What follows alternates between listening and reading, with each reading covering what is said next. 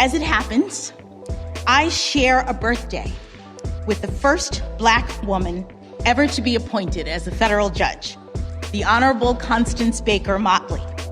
We were born exactly 49 years to the day apart. Today, I proudly stand on Judge Motley's shoulders, sharing not only her birthday, but also her steadfast and courageous commitment to equal justice under law. Judge Motley's life and career has been a true inspiration to me as I have pursued this professional path. That was Associate Justice Ketanji Brown Jackson addressing a crowd at the White House after being nominated to the U.S. Supreme Court. This month marks the 61st anniversary of when Constance Baker Motley became the first Black woman to argue a case before the Supreme Court. In recognition of that milestone and Ketanji Brown Jackson's movement to the court, we're listening back to an episode from earlier this year as we look at the legacy of this New Haven native. This is Disrupted. I'm Kalila Brown Dean. Civil rights icons like Dr. Martin Luther King Jr. and Justice Thurgood Marshall are household names, but the work and influence of Constance Baker Motley is still unknown to many Americans. Over half a century, both as attorney and later as a judge, Motley helped craft the argument in Brown v. Board of Education, and she led the effort to desegregate some of the South's largest universities. This week on Disrupted, a look into the life and impact of the first Black woman appointed to a federal court in American history. Earlier this year, I spoke to Connie Royster. She's a retired attorney, former director of development at the Yale Divinity School, and the niece of Constance Baker Motley. I also spoke with Tomiko Brown-Nagin, Dean of the Radcliffe Institute for Advanced Study at Harvard University. She's professor of constitutional law and history and author of the book Civil Rights Queen, Constance Baker Motley and the Struggle for Equality. I asked Connie Royster about Constance Baker Motley's family and how they came to New Haven. My grandparents, Judge Motley's mother and father, came from the teeny island of Nevis in the British West Indies in the beginning of the 1900s. First my grandfather and then my grandmother. And they landed in New Haven, having been advised that this is where jobs could be found at Yale. And my grandfather and his brothers and cousins and friends did indeed find jobs at Yale, mostly as chefs and maitre d's and such at the Yale eating establishments and fraternities, including my grandfather being a chef at Skull and Bones, the famous Skull and Bones, but others at other fraternities and eating houses around the campus. It was hard going. The family was, they were working class people, but they did have jobs. My aunt was the ninth of 13 children, so it was a big family. And the family was also the staging ground for other families coming from Nevis to New Haven. So it was an open home, open house, and the sofa was often filled. They were also very much church people. So it was a very strong family and strong family life with very strong British, let's call it, implications. That is to say, very strict. Tomiko, let's talk about some of those ways and standards, because you are a scholar of constitutional law and history. And one of the things that we know about the history of immigrants, particularly immigrants coming to the U.S. for these new opportunities, is that the ideology tends to be more conservative in terms of what can be accomplished in the U.S. and also the values for the family. And one of the things that I think is important here is coming up in the Baker household with these more conservative views. Constance Baker Motley is then exposed to the voices of people like James Weldon Johnson and W.B. Du Bois. What's the impact that you think happened there in terms of shaping not just ideological beliefs, but the possibilities of what could be accomplished in her life? So that's a great question. And what I would say is, as Connie said, The family is socially conservative, it is religious, and there are ways in which all of those things are fantastic values to impart to one's children. On the other hand, the family also followed gender conventions. And so it was not expected that Constance Baker, this working class Black girl growing up in New Haven, would want to do something as frankly radical as not only attend college, but attend law school. And it's because of those influences, those external influences, in part, that Baker does want both of those things. She develops a social consciousness very early in her life. She's involved in a variety of what you might call social justice organizations. She learns about the teachings of W.B. Du Bois, James Weldon Johnson. She is aware of George Crawford, who is this Black lawyer who had grown up in Alabama, attended Yale Law School, and was a collaborator with the NAACP. And so she wants to reach heights that and go to places where by traditional thinking she doesn't belong. And so she's this incredibly intelligent, precocious young woman who, as I write in my book, either because of or despite of some of the teachings in her household, she grows up to become the civil rights queen. Let's continue that thought, because one of the other values that is often a part of the immigrant experience, that pursuit of the American dream, is that if you just work hard, the opportunities will come and you will be able to follow your path. But we know that for many immigrants, particularly Black immigrants, it's never that simple. That as hard as you work, as committed as you are, there are obstacles and barriers, and often that is one of finance, the ability to pursue your dreams in ways that others take for granted. And you also mentioned the importance of a man named Clarence Blakesley in making some of those opportunities possible to connect Constance's hard work and dedication to opportunity. Share with our listeners who he was and the role that he played in this journey. Sure, a very important figure. Clarence Blakesley was a graduate of Yale and a wealthy New Haven contractor and philanthropist. And he was taken with Constance Baker when he heard her give a talk at the Q House in New Haven, which was a facility for Black people in New Haven. It was underutilized. And this young Constance Baker did something which was just tremendous and frankly unexpected, which is that she said, well, the facility is underutilized because Black people aren't involved in its creation and in its programming. And she was so well-spoken and thoughtful and self-possessed and obviously intelligent that Blakesley inquired after her. And in talking to her, he asked her, why aren't you in college? She's about 18 and 19 years old at this time. And he offers to pay her college tuition and her law school tuition, saying that, he's sending his son to Harvard Law School. If he can send him to Harvard, he can send her to Columbia. And that is what happened. And Baker calls it, she says it's like a fairy tale. And indeed it is, to have this person swoop into her life and enable her ascent. Connie, how did your aunt see that swooping in or that investment in her? Did she see this as, now I have this opportunity, I'm going to make the most of it? Or was there surprise that of all of the amazing students, all of those opportunities, she was the one who was chosen to have this opportunity? Oh, it's such surprise. And I think it was an example of what can happen.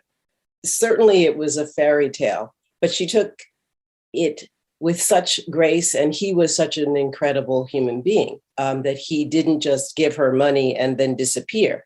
He stayed with her throughout her career, her educational career at least, and showed up at her graduations. So it wasn't just a handout. And I think it meant for her, showed the importance of education, and that it's earned, and you be thankful for it. It's the most important thing, and it's something that she passed on to us. And if I may just jump back in there and talk about the social support and the mentoring that came along with the resources.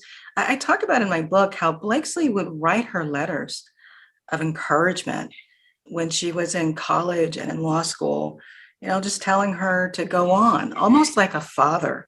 And I just find this remarkable. What an incredible individual to not only write a check, but encourage this young woman and young Black woman. It is an incredible story. And frankly, it makes me think about divine intervention, right?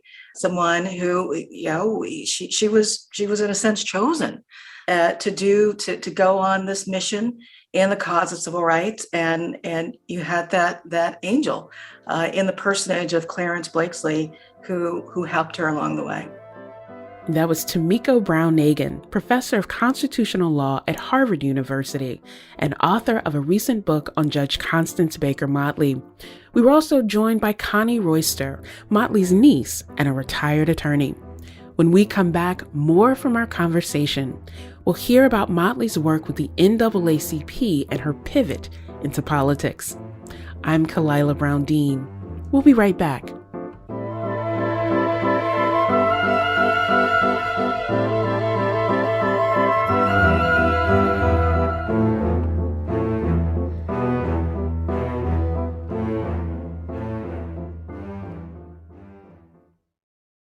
Welcome back to Disrupted. I'm Kalila Brown-Dean.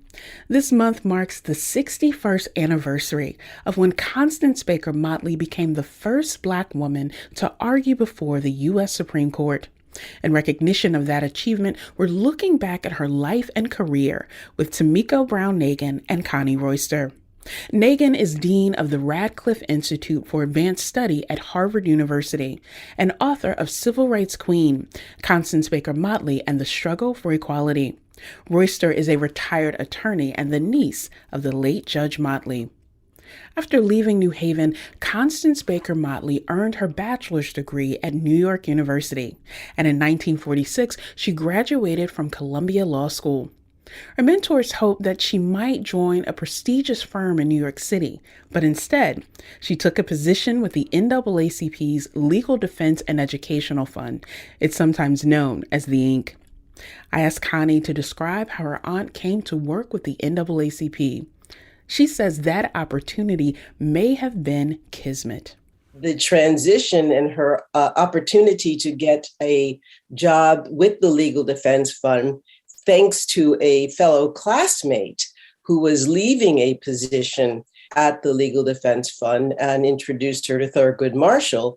It was a transition that she was able to make and was, again, kind of a divine intervention, a fortuitous opportunity that I think we all need to be very grateful for.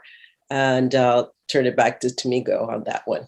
Sure. I think it's important to emphasize the contrast between her experience with those law firms that she applied to and essentially had the door closed in her face, and the interaction with Thurgood Marshall, where he hired her on the spot when she came to interview for the internship position and regaled her with stories about Black women whom he had known, who had worked outside of the home, primarily teachers, and he could see her talent. And she grew into this tremendous lawyer while working at the Inc. Fund for 20 years. And which is not to say that it was a perfect workplace. Indeed, it was not. There were blind spots around gender in that workplace, as would have been the case for in any workplace at that time. And yet she adored Thurgood Marshall and always talked about him as someone who took a chance on her at a time when other firms, other entities were not taking a chance on women. And I mean that these were talented women, not only Motley, Sandra Day O'Connor, Ruth Bader Ginsburg, none of these amazing women, excellent lawyers, could get jobs at that time in other places. And so she always said that had it not been for Thurgood Marshall, no one ever would have heard of Constance Baker Motley.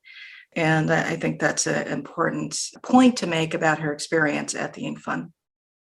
I think that context is critical because we have a tendency in looking back on history to make it very simple and simplistic, and to think about the understandings at the time, the challenges that people faced at the time, and understanding that attacking Jim Crow was literally a threat to people's lives and livelihood to take that on. And yet Constance Baker Motley did it. She went to the South to protest these things in a way that said, let's make the law work for the people, even if they are thought of being beyond the bounds of that protection and freedom. And Tomiko, you open in your book by sharing with the readers a story about the killing of Sam Terry in 1949 and the subsequent battle that Motley led to get justice for his family. Why do you think it was so important to tell that story in that context? Well, I tell that story because it is sadly so relevant to today, in an age when we are involved in, it is said, a racial reckoning after the killing of so many Black people, Black men in particular. George Floyd really bringing to the forefront for a lot of people who perhaps had not been really looking, that Black life is devalued in this country, and it's been devalued for a very long time. And I thought it important to open my book by setting the scene in a way that shows the continuity in the experience of race and racism in America. At the same time, I wanted to show the breadth of Judge Motley's experience as a lawyer. She was involved in these cases defending Black veterans and soldiers, housing cases, voting rights. She represented criminal defendants, and then all of these school cases at both the K through 12 and higher education level. She was just an amazingly talented lawyer who had such a tremendous impact on changing the legal architecture of this country. Connie, one of the realities in the U.S. is that for women, particularly for Black women, it's not enough to just be qualified or to meet the basic standard. Black women often have to be overqualified, and it still does not guarantee the kinds of opportunities that some other people take for granted.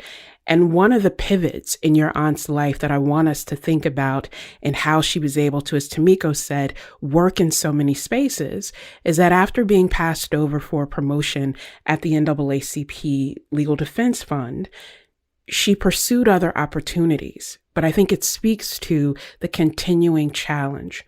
What was that experience like for her? And what was the pivot to say, I will now take my experience and my talent into the political space and raise these same issues that I've been passionate about for so long? I think that speaks to who she was and what her upbringing was. You don't give up. You take what you've learned and you take the family values and you move forward. I think to pick up on what Tomiko was just talking about, the situation with the George Floyd killings and what's happened more recently that's come to public light, although we've known about it forever. I'm very glad that she's not around to be seeing some of this because, she lived through the Bull Connor and, the sicking of dogs on people and spraying of hot water hydrants on protesters. And, that she wasn't here to see George Floyd lynched by people charged with serving the public. And every day we seem to hear of some other police killing of unarmed Black men. And Tomiko just mentioned, that we are in a very difficult period in time.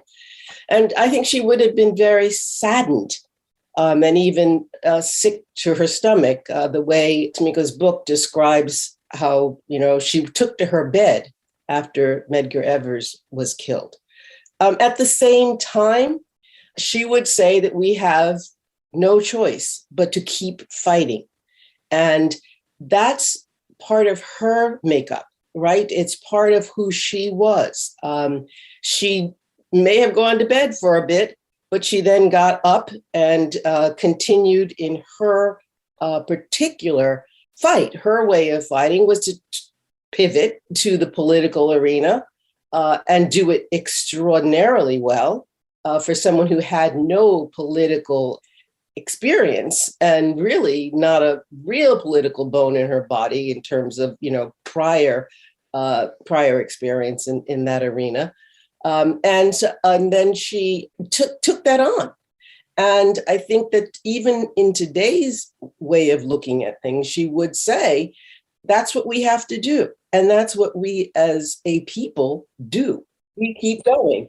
Yes, if I can build on that. I am, as Connie was speaking, I was thinking about a quote from Motley where she says, she was a woman who would not be put down, just would not be put down. She was going about her business. She had a sense of mission and total commitment. And she did experience disrespect.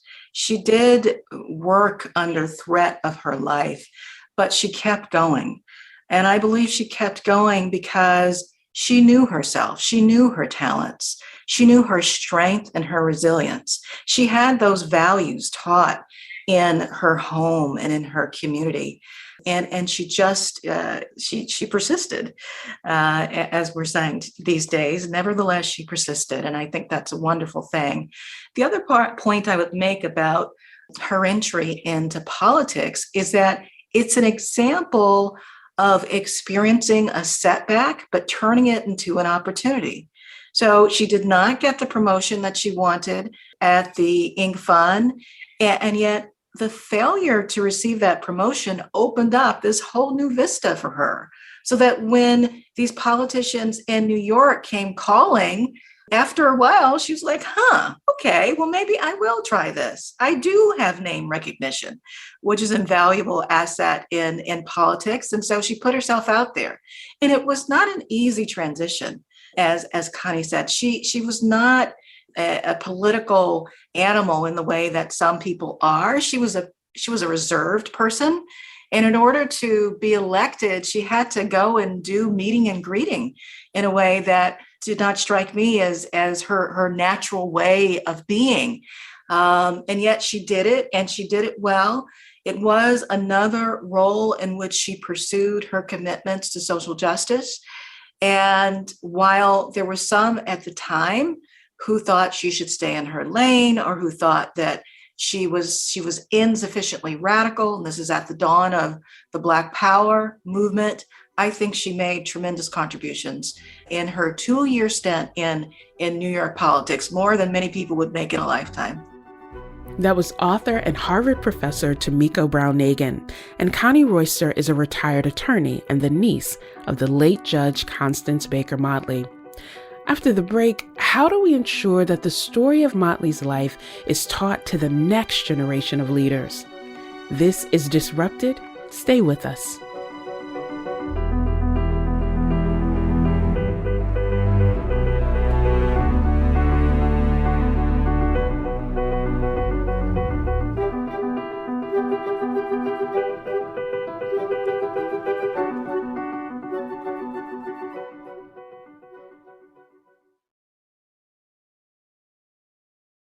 Welcome back to Disrupted. I'm Kalila Brown-Dean.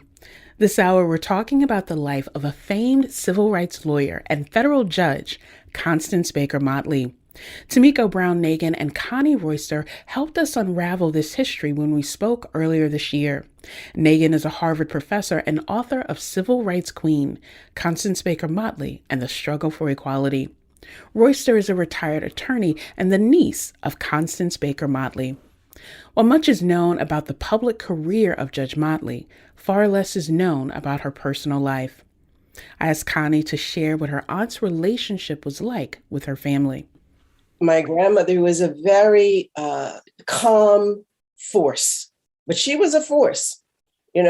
She was, the first female vestry woman in the Episcopal Church in Connecticut. So, and she was loving.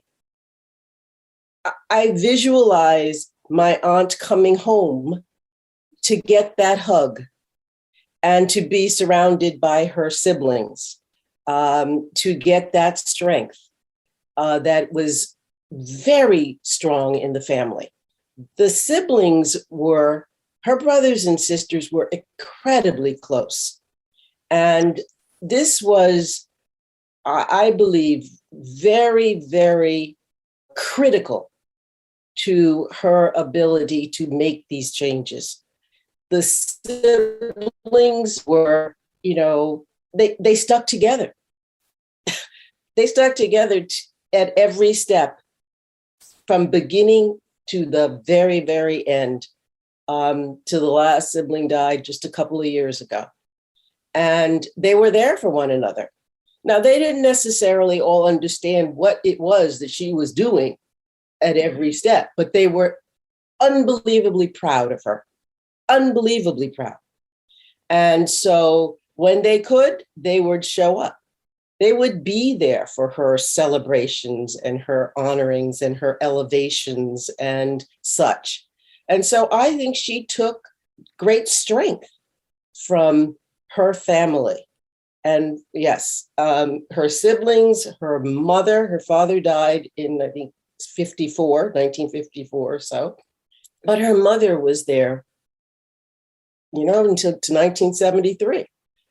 So saw her into the political and to the elevation to the bench. And, we carry that on too. I try to be there. I tried to be there. I was there for lots of it because I was so proud also. So proud. Tamika, we started by talking about lineage and also legacy. And one of the manifestations of that legacy that we've seen is that Ketanji Brown Jackson will now be the first African-American woman to serve on the U.S. Supreme Court. It makes me proud to even say that because it's something that I don't think I could have imagined as a child growing up. But what I think is so touching about that is that when she spoke about her nomination, she acknowledged and gave gratitude to Constance Baker Motley. That I think too often we forget those who lay the pathway for us to pursue our goals and passions. What do you think then is the legacy of Constance Baker Motley that this nation needs to remember, but also that we need to honor and affirm? I was so happy to hear Judge Jackson, now Associate Justice Jackson, call out Constance Baker Motley's name. I thought it was a mark of character that she did that she remembered the elders, that she remembered who paved the way. I had great resonance with that moment, not only because I just wrote a book about this amazing figure, but it spoke to me as a woman of color, as a Black woman, to just carry that legacy forward. And what is the legacy? Well, it's a legacy of using her intellect to undo Jim Crow, to undo racial oppression in this country under law. And we need to not lose sight of what a tremendous accomplishment that was. And I say this in part because it is true that there is terrible continuity in America's racial history. But certainly for those of us who grew up in the Deep South, we also know there has been tremendous change in this country. And we need to recognize that it's Constance Baker Motley, in addition to Thurgood Marshall and all of the men whose names many of us have known for a very long time, who helped to bring about that change. And through personal fortitude, resilience, sacrifice in her family life, that is her legacy. And it's one that we can be proud of.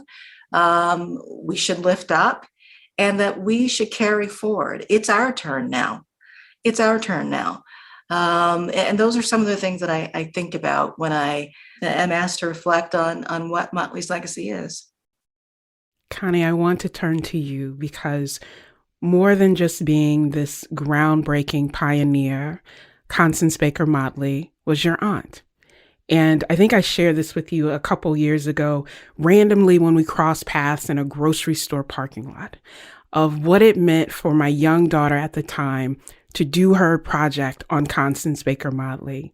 And to say, even in her hometown of New Haven, there are people who aren't aware of this outsized impact that she had on our country and the rights we have today that we often take for granted or overlook the progress, as Tamiko mentioned. What do you think we should be doing collectively to honor your aunt's legacy, but to ensure that there's not another generation of young people who not only don't know her name, but don't recognize the impact on this country? It is really on us to make sure that the legacy is preserved, passed down, passed on. It truly astonishes me that New Haven, Connecticut, in large measure, Yale University, which gave her an honorary degree in 1987, that these places have not embraced their daughter. And Chester, Connecticut, where she had a summer home for 40 years, has honored her and has, recognized that, her presence there means something and meant something to United States history. And so there's the Chester Land Trust has established the Little Rock 9 trail, and her home there is on the Connecticut Freedom Trail.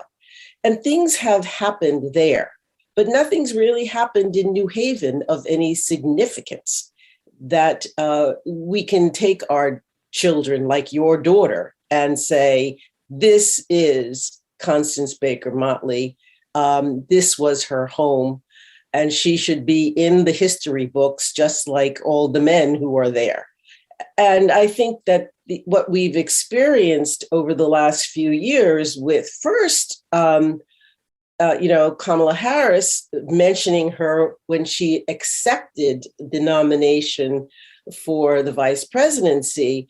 And I'm sitting there listening, and she says, and I owe my career to Constance Baker Motley, and I'm jumping off my seat because nobody has said that in public. Literally, nobody's mentioned her name. Whereas so much of where we are today, as Tamiko has just listed, we owe to her. This country really does owe so much to her. And so on the national stage, that we need to be thinking, what do we need to do to make sure that her legacy is known and that she is no longer a hidden figure? So the sky's open, right? We need to think big about how to honor this amazing human being. I am so grateful to Tamiko for this book. This is groundbreaking. And while they say that timing is everything, timing is everything. And, the nomination and this book and an effort right now to get a Congressional Gold Medal in her honor, as Congresswoman Rosa DeLauro talked about a couple of months ago or a month ago or so. I think these are really important things. And so naming opportunities. Come on, let's just do it. Yale was, as you mentioned a while back to me ago, Yale was a missed opportunity not naming a college in her name. That's right. And I did submit her name when Yale was considering renaming Calhoun College, but there'll be other opportunities for Yale to lift up Motley. and as well as for New Haven, for Connecticut, for the nation. There ought to be schools named for her. There ought to be a wonderful statue of her. It should, she stood nearly 6 feet tall, and I would love to see an imposing statue of Motley, so that people publicly can engage with her legacy. There's a lot that can be done, and I am so proud to send this book out into the world at such a timely moment. And I am hoping that with all of the references to Motley and with the book, that our desire that her name be etched in every possible public space will be realized in this moment. Tomiko, as we come to the close of our time together, I wonder if you could offer our listeners one thing that you take from Constance Baker Motley's journey and legacy that you apply in your own career. Again, the groundbreaking work that you are doing in so many arenas to create opportunity and to realize the promise of democracy in the U.S. So what a great question. And if I had to summarize the lesson that Motley teaches me, that I try to apply, it's just be fierce, be fearless, stick to your principles, show up as authentically yourself, and do the work. That's what she represents to me. I remember her when I encounter challenges in my life, in my professional life, or even in my personal life. And one of the things we haven't talked about is that Motley was a mother and a wife. And while she was breaking all of those professional barriers, she was juggling her home life, as many of us do. And often it feels impossible. And yet we just need to keep going and have a sense of just personal fearlessness when we encounter challenges. Connie, that sense of grace that was pervasive throughout Constance Baker Motley's life, and that is so key, as Tomiko mentioned, for all of us who often feel like we're not doing enough, or we're failing, or it seems overwhelming. Understanding that human aspect of, yes, this was a woman who was a civil rights pioneer, but at the end of the day, she was a person who had opportunities, who had connections, as all of us seek. What for you is the part of your aunt's legacy that you carry with you? I liked what Tomiko just said. And to that, for me, I would say that to use my actions and my voice in a way as not to be deterred in standing up for what's right, and to do it with grace, but to live and try to be a leader and a role model on whose shoulders others will be able to stand the way they did on her shoulders and the way I did on her shoulders, fiercely and not deterred. That was Connie Royster, niece of the late Judge Constance Baker Motley and a retired attorney.